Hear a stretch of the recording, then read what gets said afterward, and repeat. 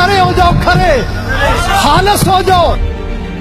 किसी ने किसी मकाम पर कहा कि ये आप करते हैं और किसी आला शख्सियत का हवाला दिया, क्योंकि ईदगाह ये नहीं देखती कौन है, ईदगाह ये देखती है किसका है।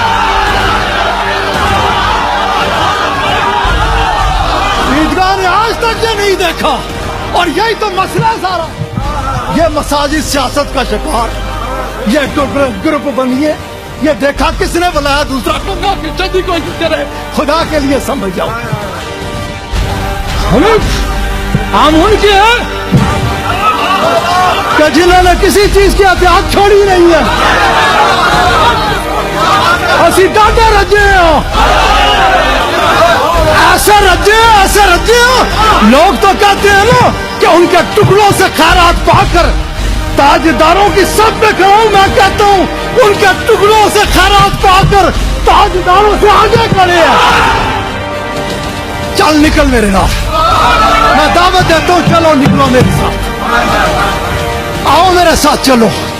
मेरा दिन देखो, मेरी रात देखो, मेरी सुबह देखो, मेरी शाम देखो। हमारा नाम एक ही था, एक ही है और एक ही रहेगा, रसूलुल्लाह के गुलाम।